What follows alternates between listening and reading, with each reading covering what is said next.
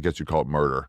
But I saw therapy after that. And so it wasn't always, but after these 3 or 4 kids died, I think the 4th died too. Then it became like, then I got my sense of humor as a self-defense mechanism. But that was like 12 or 13. Wait, are you being serious? There were murders in your town? Me. But it was like an old me. I saw therapy for this. Got it. No, I'm not being serious. Got it. I was like, wait, this isn't on my notes. Wait, what? Okay. Someone didn't do their research. Are your parents funny? No, really hardly unfunny. My brother is. That's about it. Do they think you're funny? Yeah, they do. They don't get it though. They're just like, it's nice and people are laughing at them. So what was your childhood like? I just had a fun time. I don't know. Parents stuck together.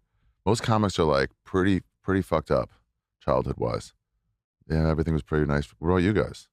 We're honestly pretty nice. It's It's almost like embarrassing, right? Yeah, like your so parents weird. are still together. I wish I had a better story. I mean, I think my parents just celebrated their 40th anniversary. Happy anniversary, Mom and Dad. Happy anniversary, Mom and Dad. Like, you wish you had more trauma to like... Yeah, to draw from. It would be really nice.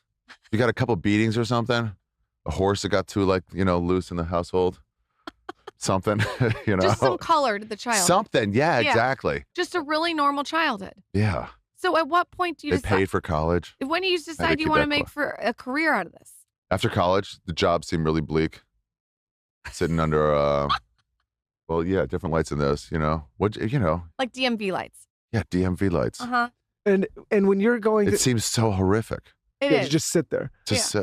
Yeah. I'd go visit my friends. My friends worked, she had a conference at PricewaterhouseCoopers, Librant, whatever. Okay. Like I don't know. And she was like, come upstairs, we got free lunch. And I'm in there, and I'm just like, start hyperventilating. I was like, I gotta get the fuck out of here. These are all like normcore people. Is it weird? Like, I always think of like what I wish that I was funny. I would like, I look at people like you and I'm like, oh, you can just go up there and make all these people. But then I also feel like it must be so rad to have the group of guys where you can just like laugh and say whatever the fuck you want whenever you want, and nobody's overly sensitive, and it's just I have barbecues, and it's a comics only barbecue, and people are like, well, I'll bring my wife. You're like, no, you can't. What if the wife's funny? Only if she's a comic. She has to be a comic? Has to be, because we have to be able to say, we want to say some stuff that Does we can Leanne only get a say. pass? Yeah, maybe. No, Careful. maybe. It's only no. It's really only comics. I've gotten into fights with my friends. Like, no, you know my wife. I'm like, it doesn't matter. Can Whitney come? Whitney can come, for Whitney sure. can come. Yeah. So it has to be a real... But she can't bring her dumb kid. No. Yeah, she's got to leave that thing at home. Yeah. So what's the barbecue like? Barbecues are great, but then it's like I used to have a backyard where we had neighbors, and they would get like pretty pissed. We just talk about dark stuff. Like, it's just like laughing dark stuff? Yeah, laughing dark stuff, but real dark. So people are hearing it passing by, and they're like, you guys can't be saying this out loud. Like, if But now I someone have a recorded rooftop, it, so like, now would it's you get canceled? Yes, every one of us, for sure. Yeah. I think you should when start the a audience series. is like, start a series of what? Barbecues. Yeah, it would not be natural. But I feel like comedy's back now. People Comedy's are like, so back. People are just now like we hit a moment there. We were talking about the moment was maybe like right the peak was the Will Smith slap moment like that, and then I think after that people are like, okay, it needs to come back because it got too serious. It got so serious. It's so much money's in comedy now, so everyone got like real, and then now it's like back where it's people are like, oh, we know Gen Z is like crushing it. They're like pushing away millennials. All their anger. What would our audience be surprised to know about the behind the scenes at these comedy clubs, like that we don't know? It's so boring. No. Yeah, nothing's happening. Every lady I've ever dated was like feels left out, and then you're like, fine, come, and then she's like, all you do is talk shit about your comic friends, and you're like, yeah, I know, that's what we do all the time. You just talk We shit. just talk shit, and we get super worked up about stuff that doesn't matter. Like what? Like super major fights about if the L or if the F is a better way to get to a certain stop, or like which bars are better, or like what's a better breakfast food, but like angry fights. Is there drugs and alcohol? Oh yeah. Okay, but I always think about this like way more than I'd like to admit. Yeah. If I'm a comic and I have to go on stage, I would have one drink. I feel like if I have more, I couldn't be funny. Okay, let me ask you a question / challenge. Have you ever done this show just completely fucked up? This show? Yeah. Yeah. There's a couple ad reads. There's a few that we've been fucked up. Really? Not fucked Well, up. it depends where who I'm, we're like, talking to. sloshed. I kind of feel like I could have got more fucked up for you. Like I feel like we would have had I should have had like something here. Like maybe. go out for drinks for like 3 hours and be like, oh, if I gotta get home. It's like, let's stop by the studio first. We've done that a couple times. Yeah. Well, it depends. I mean, listen, it depends who you're talking to. If you're like having somebody that like a child psychologist on, and then Bert gave me one. Bert gave me that thing. Zin? Yeah. Oh yeah, that was the first time. Really? First time she Did ever you had like one. it? It's trash for trash people. Oh, Bert. Yeah, it's trash. Yeah, that's why you liked it. Yeah, speak up from the garbage dump in the back. Wait, so I don't understand though how you can like get fucked up and go out on stage and really like perform. Oh, we fail a lot. Okay. Yeah. Okay. So yeah, we get too fucked up. It's but bad. Like, I think you're thinking about like when you see the special that you see on somewhere, and you're not thinking about like the normal like. Yeah, day to day, it's 15-minute spots. You're not really even on the lineup. You're not really marketed much, so they're not coming to see you. They're just coming out for a night out.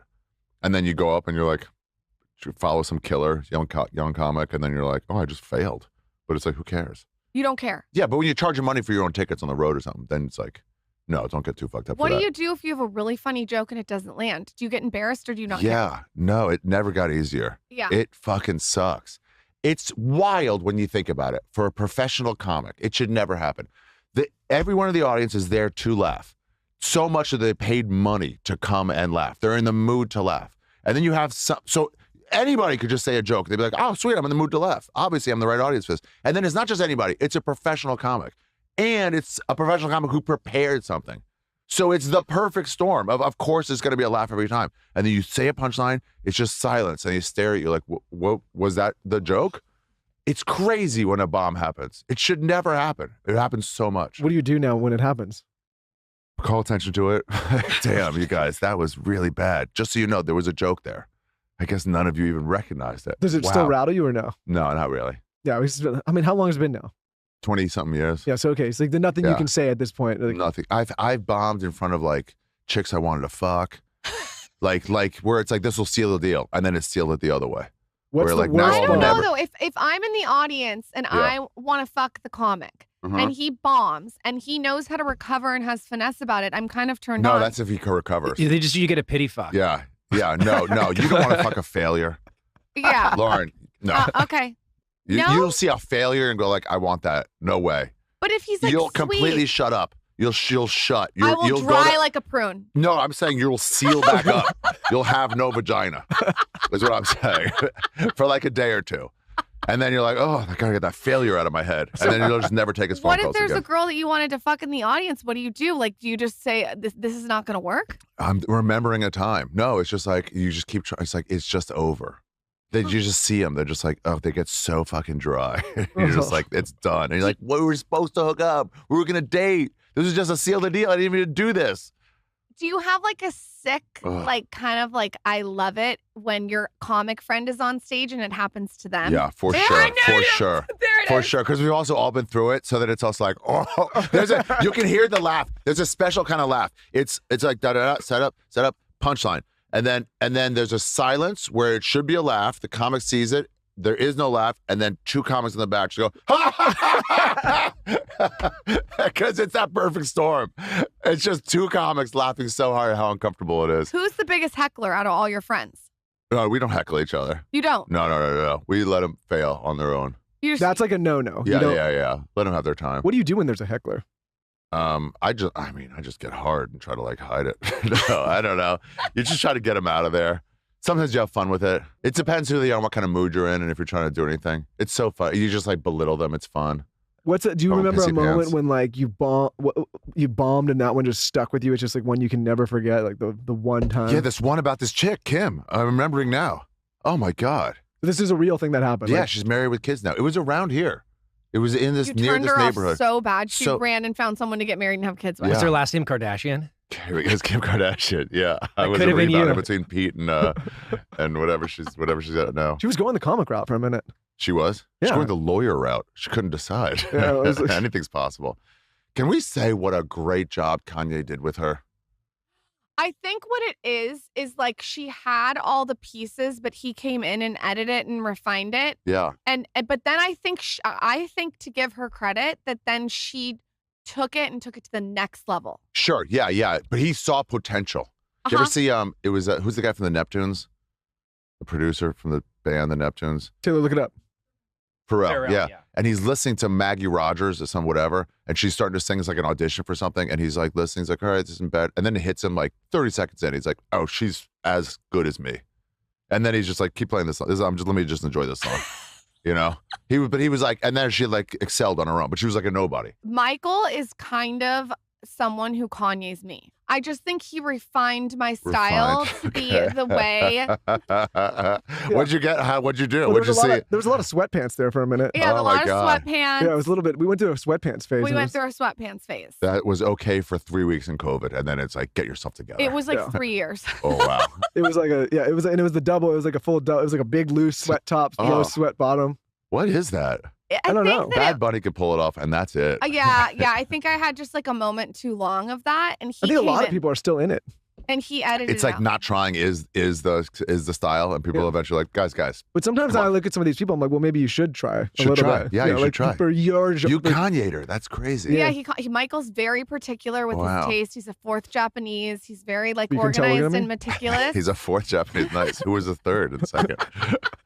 I was the fourth one. He came in and like edited everything. That's great. Yeah.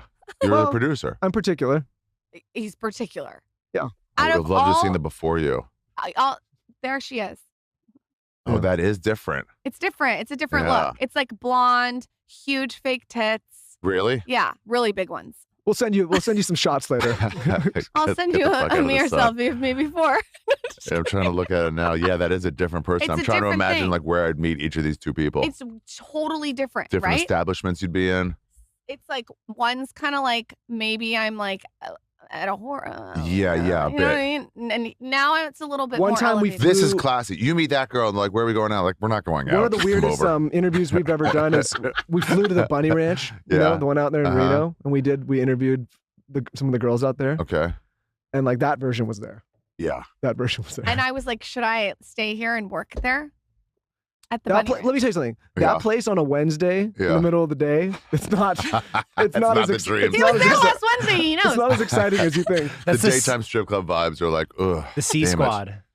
That's so mean. Well, because people are like waking up from like, you know, the night before. It's like 11:40 a.m. in the morning. We're there with like our recording equipment. Like, hey, we're here for the interview. It's not like I bet it's not the same as like pulling in at like 10:30 p.m. at night on a Saturday. It's like if it was the Tonight Show, they'd be like, bring out the best. When all this Nothing's worse than go to the strip club and go like, this is it.